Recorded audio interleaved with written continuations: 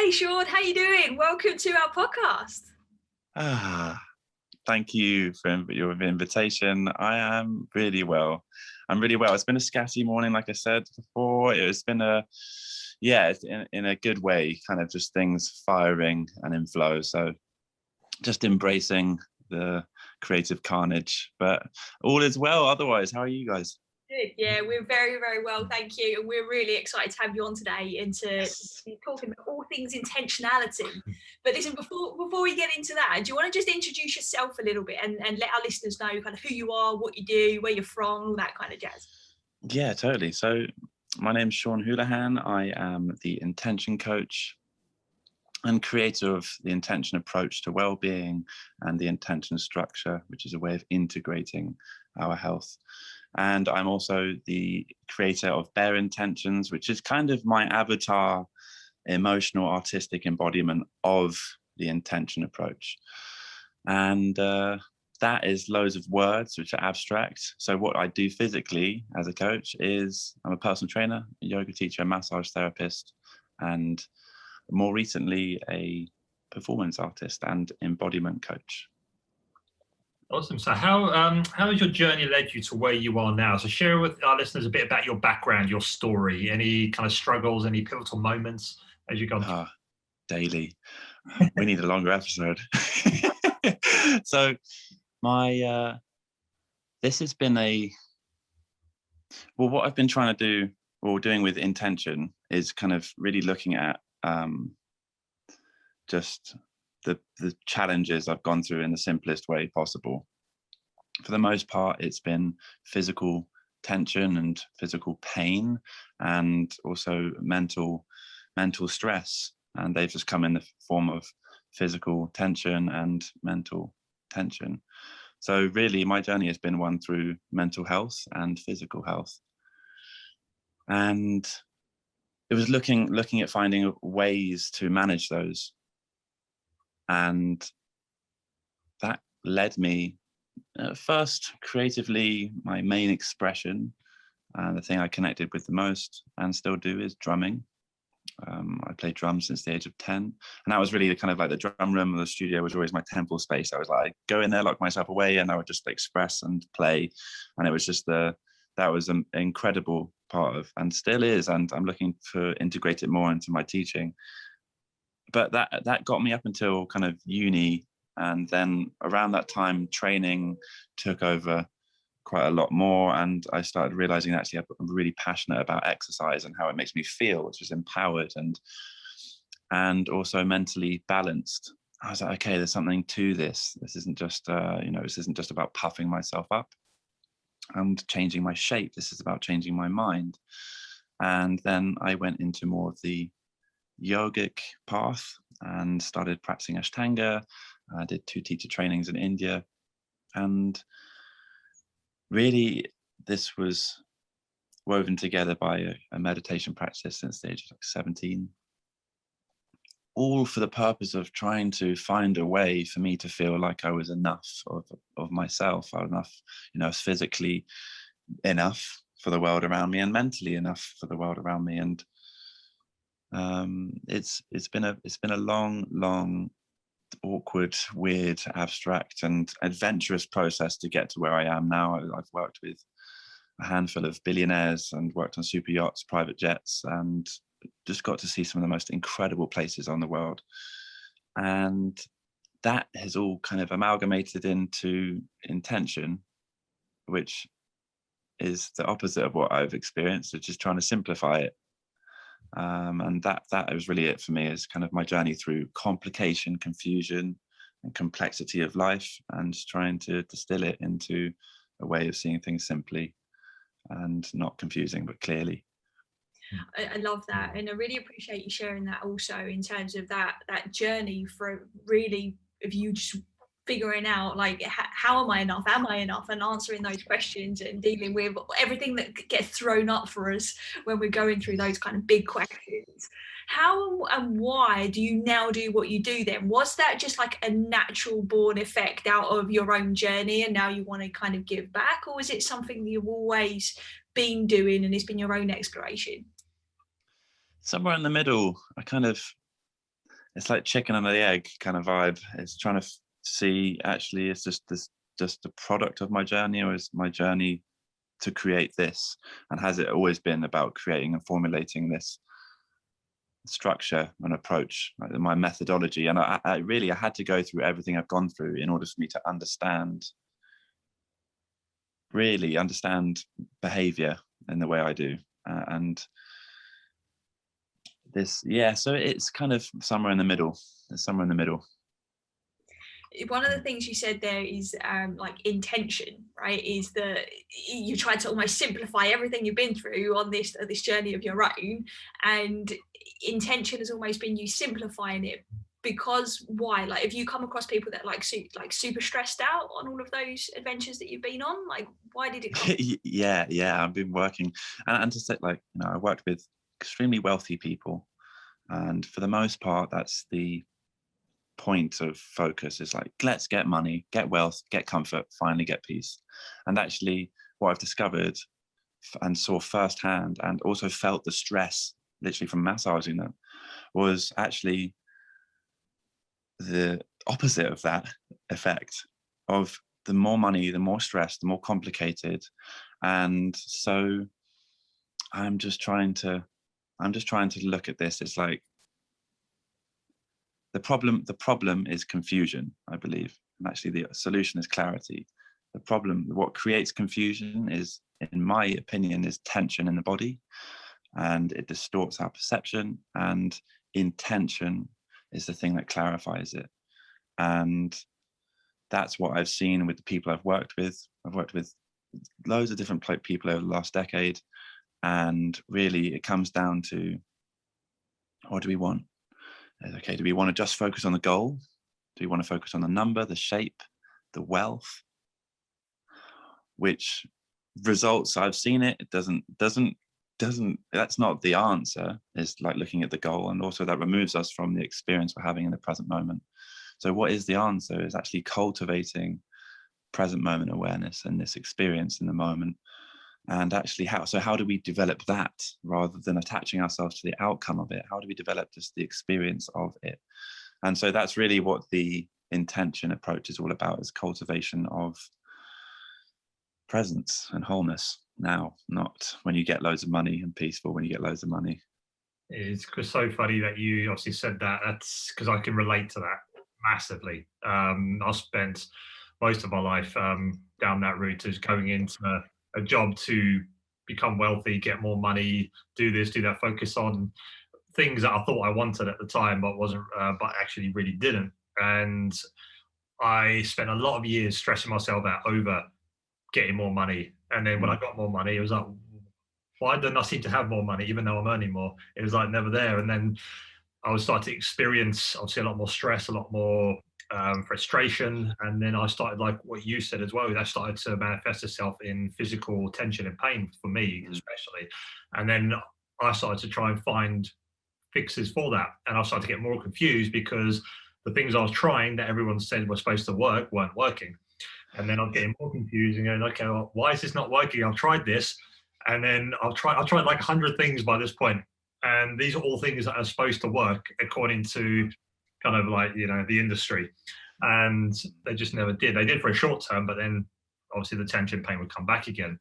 And it wasn't until that clarity came about, like you said, that clarity and tension behind actually what I really wanted and what I was aligning myself with, that's when I started to understand and started to find that fix I was looking for, which was not a physical thing. It wasn't getting more money. It wasn't seeing a physiotherapist. It wasn't getting a massage. It was, again, just de-stressing, calming myself down, getting myself in a more aligned state. And when that happened, that sense of calm came over me. I started to become more relaxed. And because of that, the byproduct of that was less tension, less pain, and again, more clarity. And so I think it's, like is what you said, very, very important for people to, especially who are confused, whatever area of their life it is and however it's manifesting itself, it's like you said, it starts to become more clear in that and start to have that intention behind what you're doing. Figure out what you want, what it is you want, and not just go after what you think you need to make yourself happy. Actually dig deeper into finding what that intention is, because you said it quite a lot at the start about intention and kind of like how it plays a big part in clarity. So why is it such a big focus point? Why is intentionality such a big focus point in everything that you do? Because it is everything that I do. It's literally everything I think about is intention. It's like lying in bed, first thing I woke up this morning. I just recorded a video this morning. Everything I'm doing is about how is this developing my own intention. Intention is integrity, and like this is the strength. I see it as a muscle. I see it as a mental muscle, and I see it as, if we can strengthen our body, we can strengthen our intention. And if we can lengthen our body, we can also lengthen the duration, the sustainability of our intention. And if we can release that physical tension, we can also release the mental tension that's preventing us from actually doing the thing we want to do. So intention for me is literally, I had an epiphany that kind of still keeps happening, like domino epiphany of it's. It was about 2018, Christmas 2018 was just, everything is intention. And it's been like almost a 3-year process or 2-year process of trying to like kind of pull out my understanding or my logic and reasoning behind why that is now my view. So yeah, that's where it sits with me. What is some of that reasoning that you come up with that you have been pulling out? So I just recorded 2 videos. I recorded for the first part is 4-part. So there's a lot of different things that play into it, but I've just explained the problem and the solution kind of up against each other, which I believe the problem is tension and the solution is intention. Tension equals lack and states of lack, which lead to feeling not enough within ourselves or within the environment. So that's like the solution, the problem. The solution is intention and feeling enough within our environment and within ourselves, because that state of feeling enough allows the moment to be enough for us to be present within it. And so I've just released a 4-part video explaining that breakdown behind the logic of that. And I've also just recorded this morning why integrity is what this is about, and why integrity and reintegrating our tension that we've rejected from our body is vital. And if we're going to actually experience ourselves as one whole body, then that's kind of like the logic and reasoning behind it. There's a driving thing for me, which was really, why didn't I feel enough all these years? What was it I was trying to feel enough of within myself? And what was it I wanted to be? I wanted to be enough of me. I wanted to be enough of a adult. I wanted to be enough of a man. I wanted to be man enough. So I found all these like weird these like weird ways and just funky manifestations of attempts to change myself into being a man through steroids, by numbing myself with drugs, and just having kind of ignorant patterns play out, neglecting my health, neglecting the health and well-being of other people, just being an all-round classic arsehole. And that really was driven from not having a dad. From what my story is, I didn't have my dad there as a role model for me growing up, and that was due to him not having healthy boundaries as an adult, because he hadn't integrated himself as a whole person, and he hadn't worked through his tension and learned how to manage and prevent it. So that meant I didn't have that model of a man. So I was trying to find all these ways through aesthetic to try and be a man enough. And then I eventually realized, actually, it's not about what it looks like. It's about the behavior and the intent behind the behavior and the intention. And that's kind of all the things really that drove me to where I am now. I really like the way you've linked that together. This idea of integration actually helps with our tension, because it's something we talk about, but in a very different way. And just what popped up for me there while she was talking is this idea that we're carrying tension, but often people try and resist it. They try and resist Yeah. part of themselves that are creating it, or they're trying to resist their experience of it rather than actually embodying Word. what they're experiencing. And I think it's a beautiful thing when people start to realize actually it all fits together. We can accept where we are now, and it's more than enough even. And that's a very special place to be. I really, really believe that. And I think when people access that, it just propels them forwards in ways they would never have moved forwards should they have set a goal, right? And should they have set this outside of them experience that they've kind of been lining themselves up for. When you naturally integrate who you are, you're there already. You're already experiencing and manifesting and living in abundance regardless. Now, I'm curious to know, like, for you, obviously, like intentionality, you've just described it beautifully, but how does it help somebody on a practical level when it comes to their own stress and their experience of it? Well, you said a second ago about people experience. I've got a fly, a little buddy next to me that's going to come into the mic. Sorry. You were saying about how actually this is, people just not wanting it. They kind of deny themselves the tension.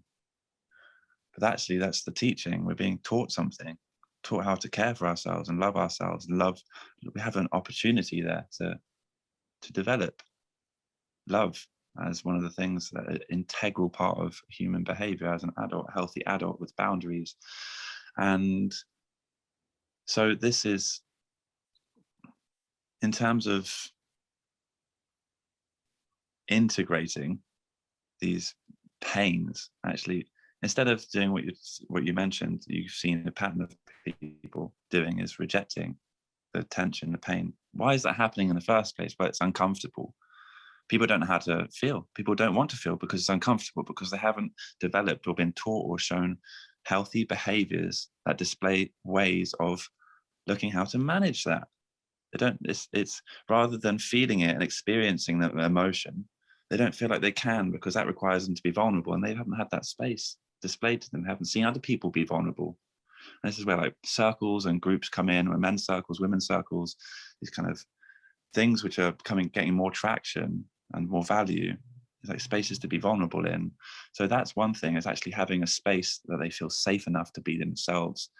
And so one of those spaces that I use is the gym. And I look at how to help people develop the internal systems and their own methods to manage stress. It usually comes down to them being able to breathe, or say yes and no, I can or I can't. That's really boundary setting. That's how we develop the boundaries in the gym.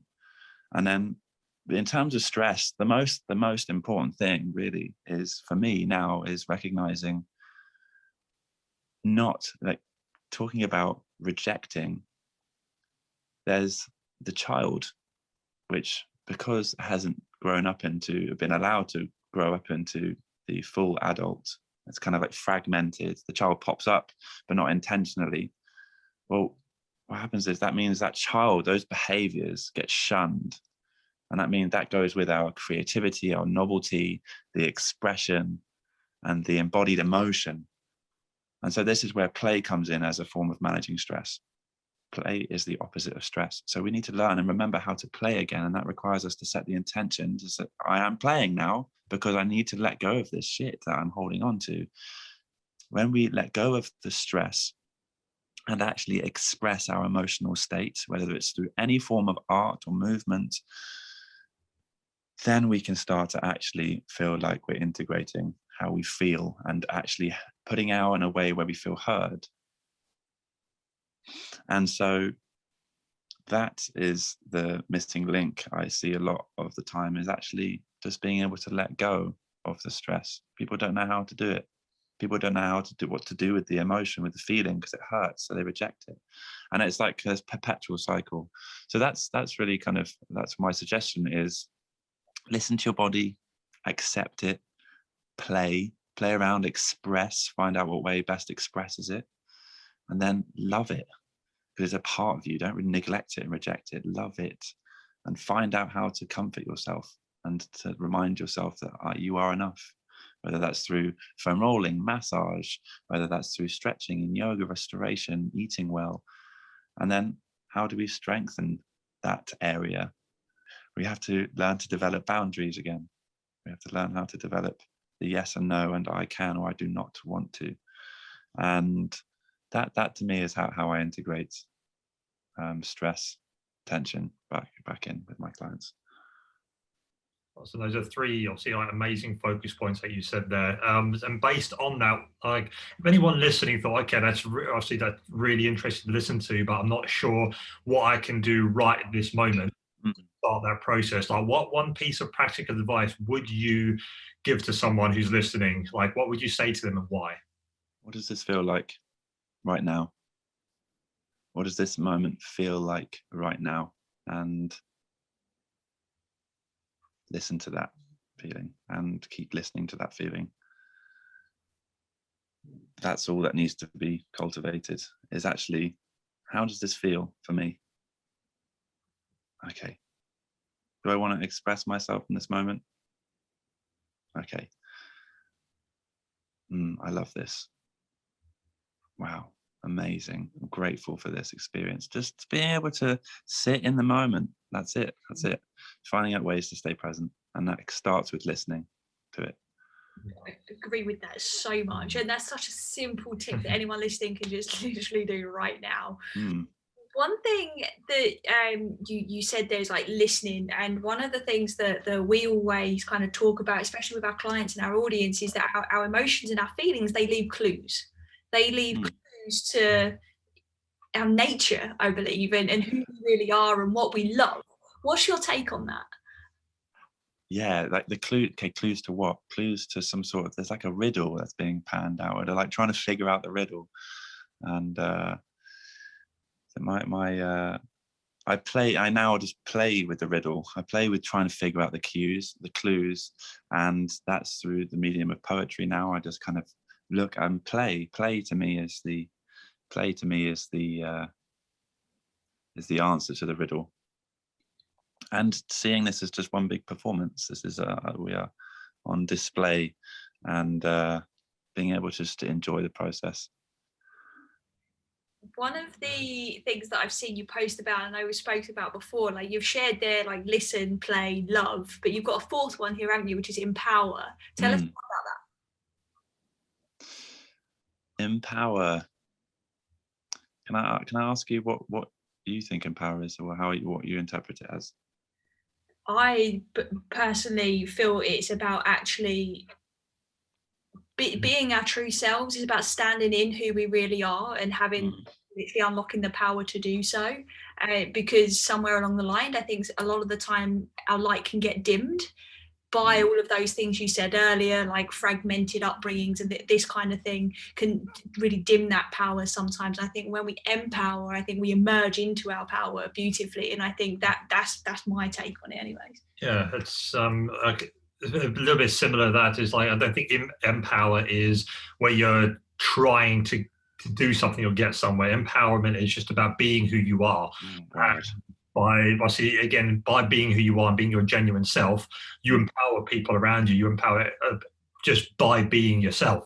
You don't have to try and empower someone else to do this or to do that, because just by being who you are, people see who you are and they see what you're doing, and you empower people through by just stepping into your true self. Wicked. Yeah, I agree with both of you. That has massively come up for me as kind of, and pardon me, it's been a huge lesson for me in the last month. And it comes down to being able to separate ourselves. It's the funny thing is, like, in the spiritual industry, there's like that we are one, we're all one, and we're all connected. But first we have to learn how to be one ourselves and disconnect from everything else to know where our boundaries lay, who we are, what it means to be an authentic identity, the self, one individual. Then we can come back in, yoga, reintegrate, reunite, and come back in and join with the larger picture as an individual. that is willing to be inspired, stand in their authenticity, and express who they are, and not deny themselves that. And I think empower is taking that strength. Ment is the mind, empowered mind, and embodying it, and actually just being like, this is me, and that's enough. Beautiful. Awesome. What do your clients experience before they come to you, and how do they end up working with you versus how they end up almost, I want to say leaving you, but I'm certain they never leave you and you just get immersed in your community. But how does that look like? So many of them, actually, that's the funny thing. Is the irony of my work is the faster that they leave me, the quicker the efficacy of the intention structure. And so they don't. I've got clients. I've got a couple of clients who've stuck with me for quite a while. We focus specifically on one thing, which is strengthening their body and managing their body. And then with the intention structure shares that I do, once I've taught them how to use it, then they can coach themselves. The whole point of what I'm trying to get across is that they don't need me. If I don't need a coach, they don't need a coach. I coach myself because I listen to my tension, which teaches me all I need to know. And actually developing the ways, the practices in order to listen to those things is the key. So once I've taught the meditation, the emotional expression and embodiment practices, once I've taught the self-care and intuitive self-care practices, a massage, self-massage, release, stretching, things that people can do on their own to take care of themselves and show themselves love. And once I've taught them what it means to be empowered and to make choices for themselves that actually is in alignment with their integrity, they don't need me. And the quicker that happens, the better, because it just is getting my point out there. So that's how it works. Love that. That's one of the things we say to our clients all the time. What we find is, like, when our clients have kind of finished doing their coaching program, they're like, okay, what's next? It's like, well, you've kind of got everything you need in your toolkit, and it's awesome because they want to stick around, right? They want to connect with other like-minded people, and it's great because we build that community vibe, and it really helps in terms of connection and disconnection, like you said, maybe from unresourceful environments people can find themselves in. But it's interesting what you said there is that, like, once you teach them that they're kind of done, you say your goodbyes. Like, what is the thing that is different about you that you think makes people just pick that up so quickly? How long do they work with you before it really clicks for them, actually they can do this and they actually don't need further support? A couple of sessions, which is hilarious. And that's really it. It's about, usually I want to look at about eight sessions. That was my initial plan. And once the person knows the intention structure and they actually realize the benefit of it when practiced as a regular daily practice, the intention structure is essentially a way of taking all the responsibilities you have in the day, whether it's goals, your activities, or your to-do list, and putting it out in a broken up way that sits in the listen box, the play box, the love box, or the empowerment box, and being able to divide it up in a way so that you feel like you can actually sustain these tasks that we have to do. And that includes things for our body, things that we need to take care of in our house, things for our business, our job, and things within our community and our family and friends. And once we understand why we're doing those things and why we're putting those things in specific boxes, then it's golden and sweet. But some people take longer to understand it than others. This is why I've started releasing the videos, is so that people can really understand why What's the problem? What is the solution? Have you got a problem? Do you want a solution? What is the intention approach versus the goal approach? What is the intention structure, and what is it we're trying to develop? A healthy adult with clear boundaries, that knows how to make choices in a balanced way. Really talking about health, creativity, productivity in a way that's sustainable. And yeah. It's really refreshing to hear somebody with your background talking this way, because very quickly, whenever people hear personal trainer, yoga instructor, they're thinking of usually the aesthetic side of things, or even a health side of things, rather than a decision making part of ourselves that we all have. And I like the way you have, I'm sure it's not like as black and white as this, but in terms of like my ability to make a decision, say yes or no.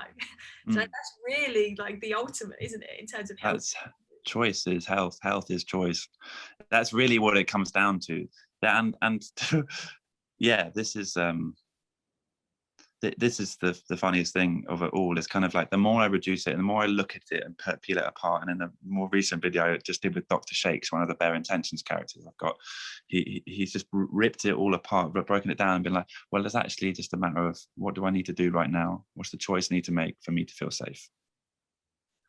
And what excites me? What doesn't? Like, what do I want to do? Because that's all it comes down to, is like, what do I want? Who do I want to be now in this moment? And that's all health is founded on, this choice. When we really like deconstruct intention and strip it back, it's like you can see all these behaviors that come out as a result. We're trying to figure out what we want to do. And I'm just doing it. I'm just looking at it in how do we put that in a way that's actually easily embodied through behavior. Listen, play, love, and empower.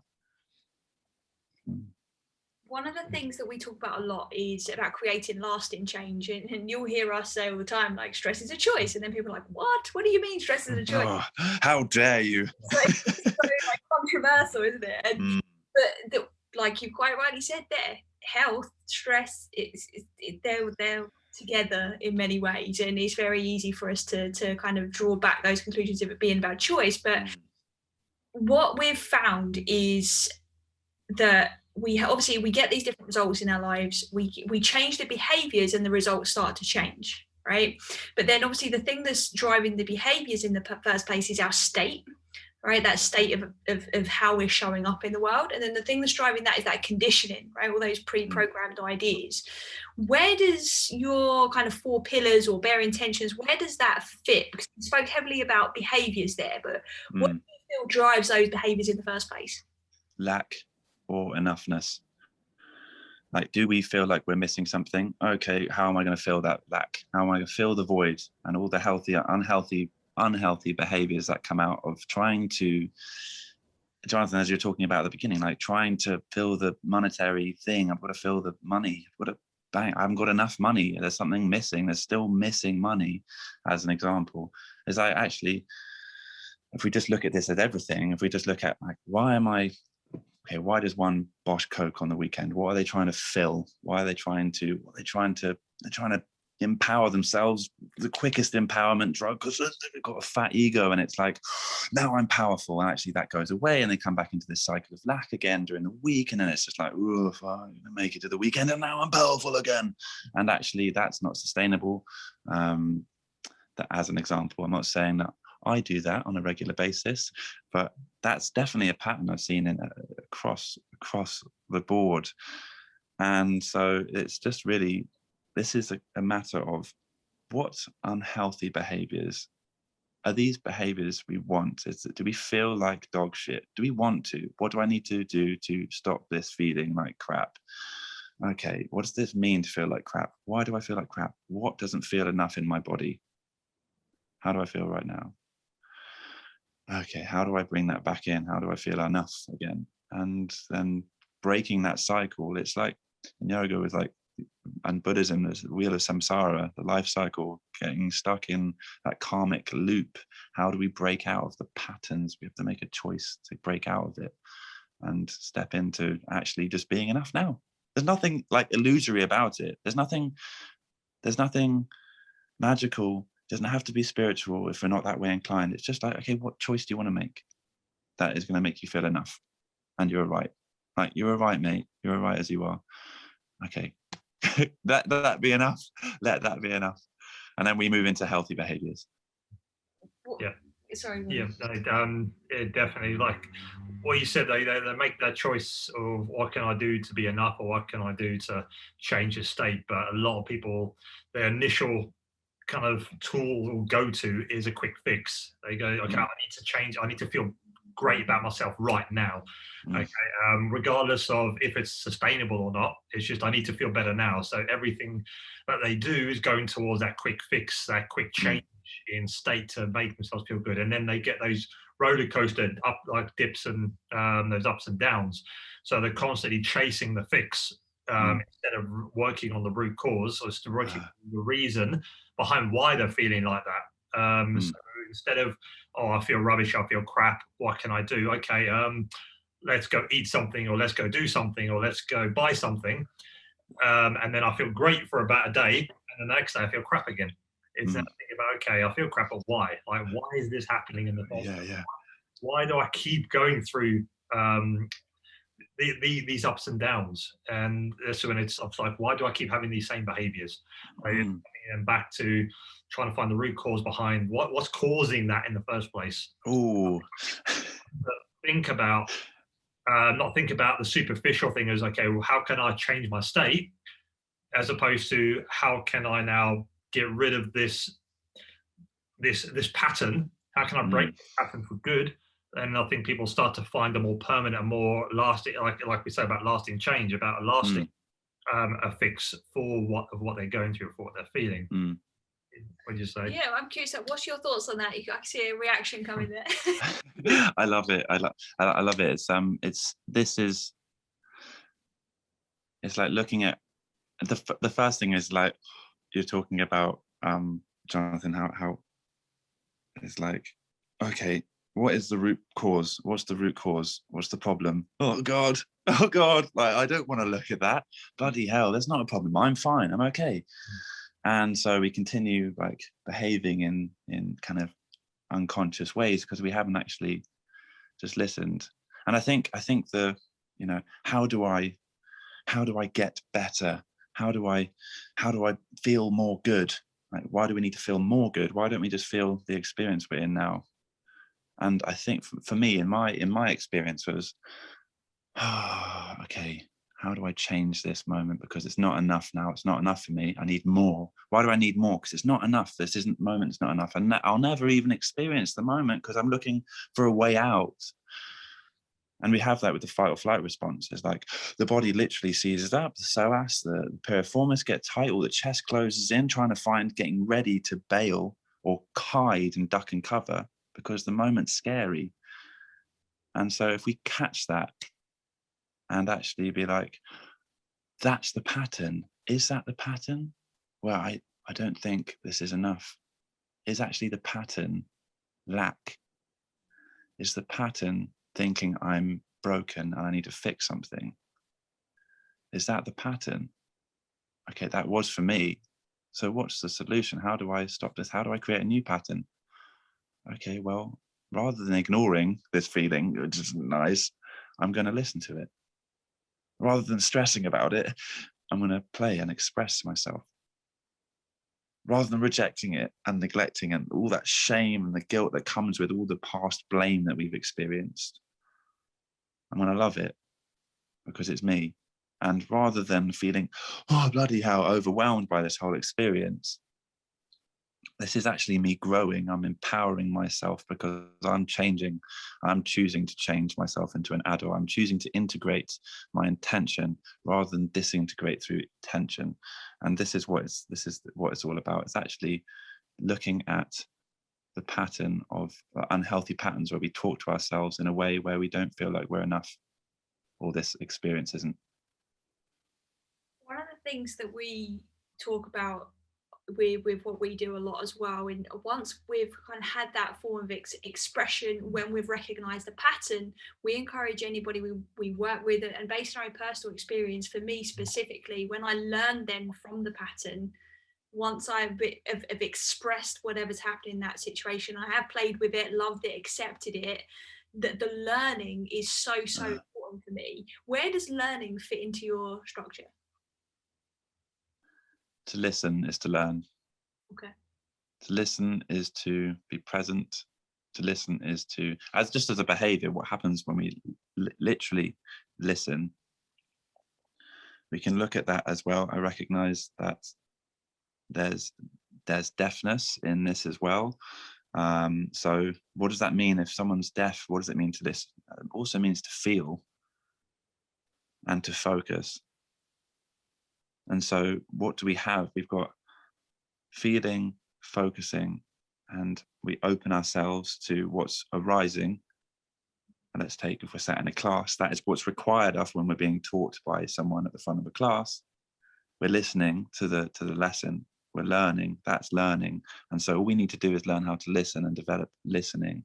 Listening means to be present, to be open and receptive, and to accept what's coming up. Nice. I love that. There's one thing that I want to ask you before we start wrapping up today's show, and it's really just for you to share. I'm not sure how ready you are kind of telling the world about this thing that you're up to for the next 4 years that you've got planned, but I'll put it on your social media now, so I think it's okay to ask. Yeah, totally. No, it totally is. 4 years of intention. 4 years of intention. So integration and integrity, developing human behavior, healthy behaviors, developing intentionality, developing present moment awareness.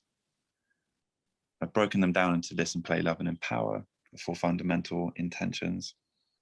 And the driving forces. How can we see a behavior? Like how can we see someone's a healthy adult? And so I decided that if I'm going to make this my life, I need to take myself to university. And I was going to do that by going to actual university, like real life one, where you go and sit down in a class and study and get certificates. But I couldn't find one which was in the way that I wanted to study it, which was the effect tension has against the effect intention has. And so I was like, well, I should probably just take myself through my own university and take myself through my own masters. And I came up with, well, I'd be willing to go to university for 4 years to study this and get a master's in this. So I'm going to do this for 4 years. So I'm doing a year of listening, a year of playing, a year of loving, and a year of empowerment and empowering myself and the world around me. And so this is starting in October, and this begins on the 8th of October this year and ends on the 7th of October 2025. And it's a 4-year process, and it's the ridiculous challenges I'm doing in order to actually embody the intention. So to listen, the behavior that comes with it is the silence, and when we stop talking, we can't help but listen. So I'm taking a vow of silence for the first year. And the second year, I am going to be in character. I'm performing for the entire year in public. So whenever I'm out in public, I'll be in character. Whenever I withdraw from public in my private home, my own space, I'll be de-rolling for my own mental health. In the third year, so that's all my bare intentions characters are going to be out and about doing their thing and causing all sorts. And then the year of love, that is about altruism. It's a year of not for profit, really. It's actually needs, making sure my needs are met, and then making myself available for other people who need help in having their needs met. So all my profits that year are going to be going to charity. And the fourth and final year, empowerment, is a year of intention, and that is a year of integrity, and that is a year of really, well, the challenge for that year, I'm not wearing any shoes for the entire year. Now on paper that looks really chilled and actually looks like it would be a laugh, but I'm not wearing shoes for the entire year, or footwear for the entire year. Now each of these have a corresponding charity that I feel like, I was like, there's an opportunity here that I don't want to miss to actually use these challenges to help the charity that I want to support, and a charity that represents or embodies the intention for that year. So the first year of listening with Our Silence, I'm raising money for Poets In, creative mental health charity. The second year is Play. I'm performing to raise money and awareness for Clowns Without Borders UK, who are just amazing. Please do, just to save me explaining what each of these charities do, just go and check them out on Instagram, social media, their websites. They're incredible, such beautiful charities.